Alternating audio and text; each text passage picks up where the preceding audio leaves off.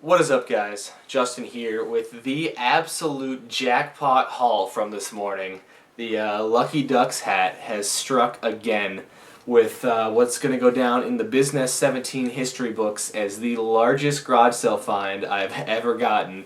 For anyone that was following our Facebook page on Friday morning, I was kind of given a play-by-play of the events as they unfolded. I actually have a quick video clip that I took while I was actually at the sale, and then I filmed a quick reaction video after the fact, after I had picked up everything. So I'm going to roll those two videos right here for you, and then I will show you guys what I got.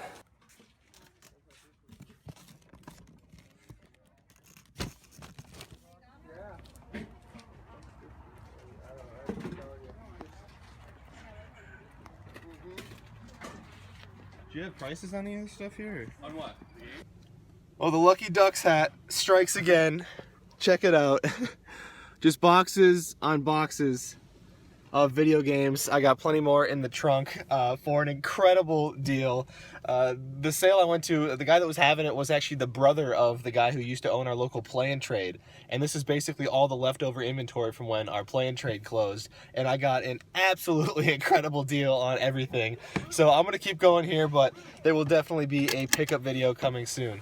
So as I mentioned in the video clip there, this was all leftover inventory from when our local Play and Trade went out of business, which I want to say was like 2011-ish.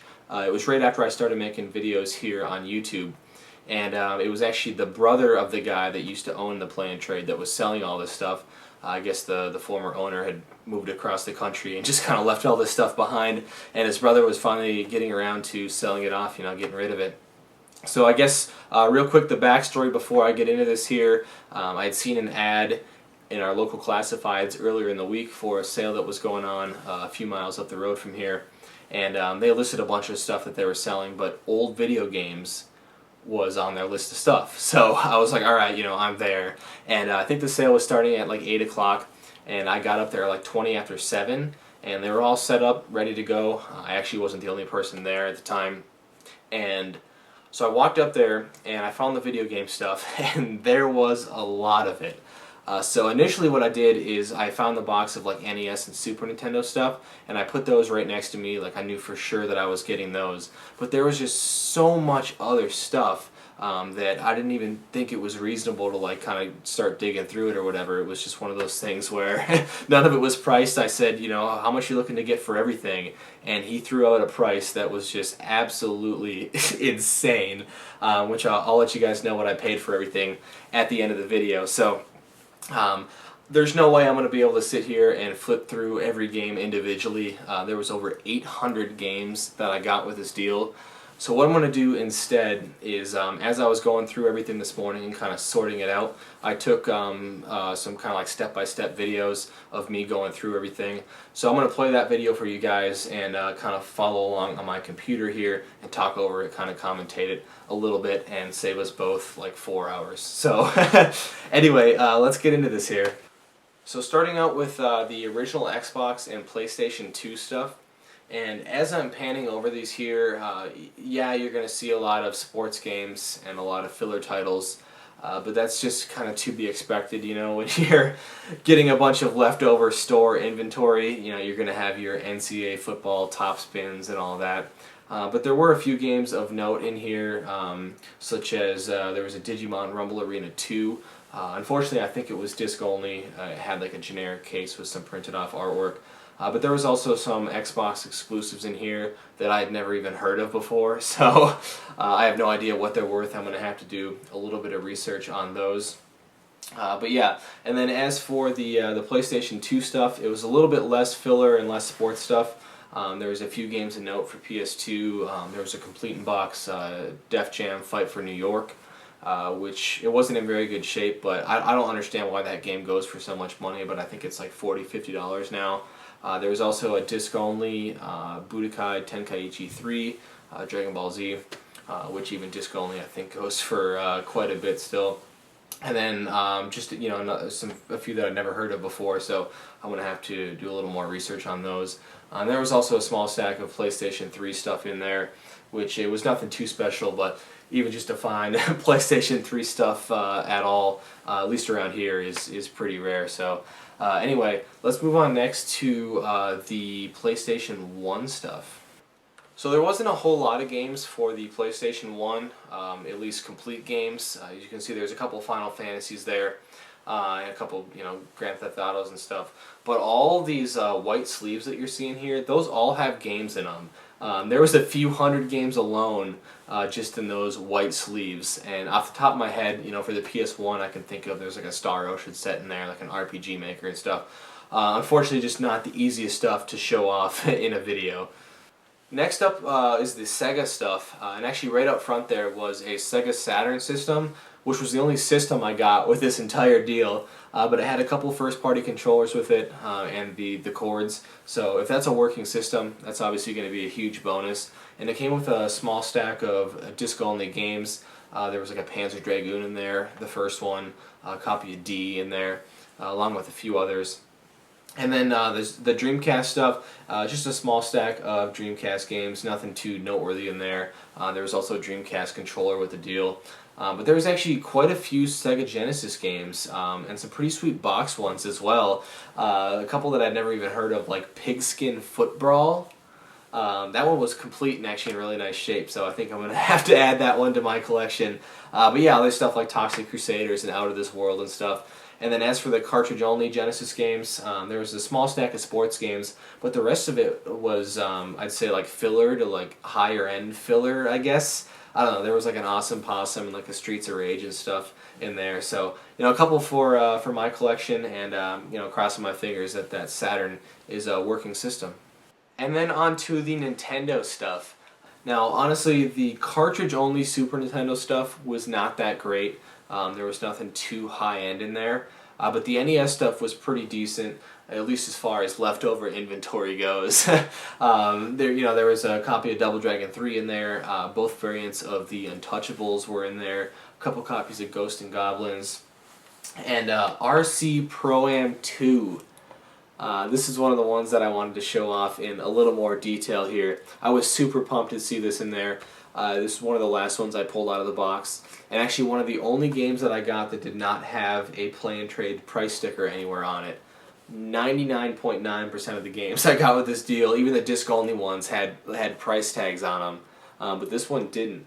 So I don't know what the case with this one was, but super pumped to add this one to the collection. One of the relatively harder to find NES games that I did not have for the collection. And then I wanted to show these box games in a little more detail here. Now these are actually shrink wrapped, but I know for a fact that they're not factory sealed. For one, because I remember when the store had these games in their glass case, and I remember asking, are they factory sealed? And they told me no. They had a shrink wrap machine there, I think, then they just shrink wrapped all their complete box games. So I'm going to be opening these up, but a couple cool additions to the collection there. And then the boxed Super Nintendo games here, Eye of the Beholder and Arkanoid. Same case with these. They are shrink wrapped, but I know they're not factory sealed, so I'll be opening those up and keeping them for the collection. So the last game that I want to show and kind of talk about in a little more detail, you guys are going to think I'm crazy, but it's Get Fit with Mel B for the PS3. Brand new factory sealed. And the reason I wanted to talk about this one is because I am actually the person that traded this exact copy of the game into our local play and trade in probably like 2010.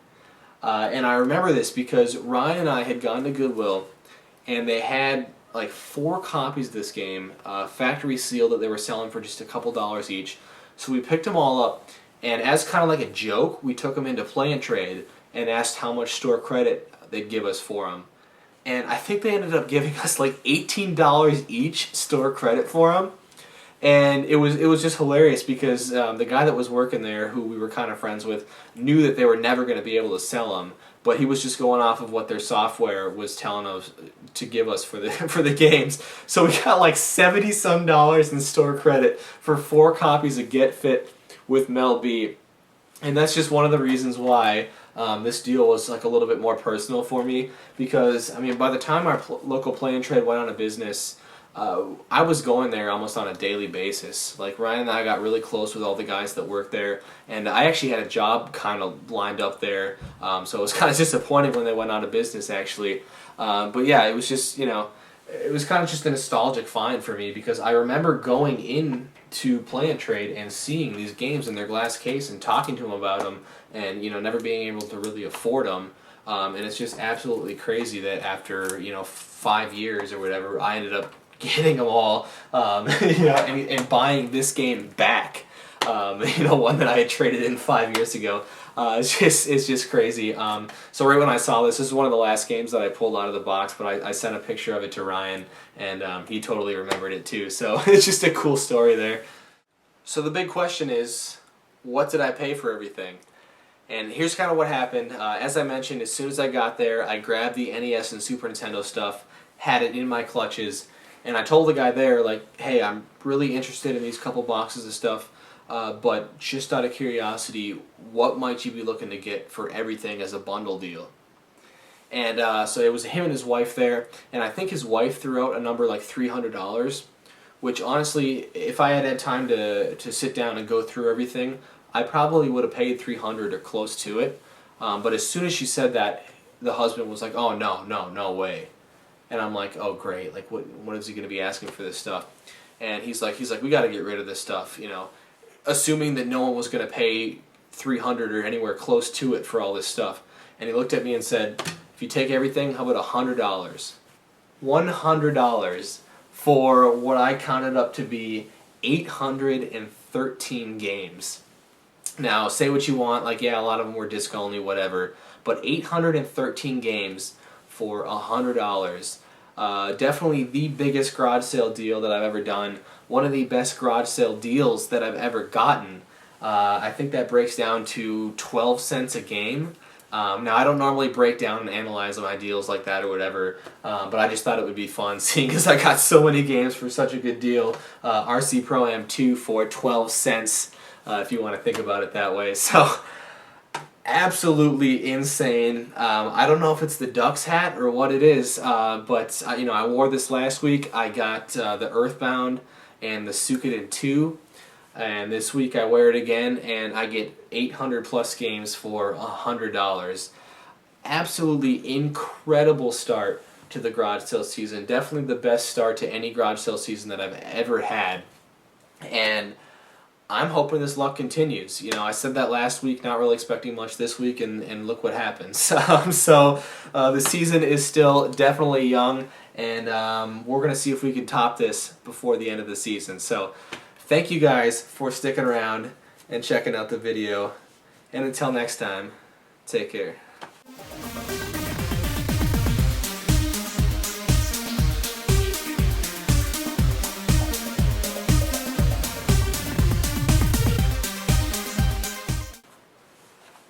Oh, what a sick ending.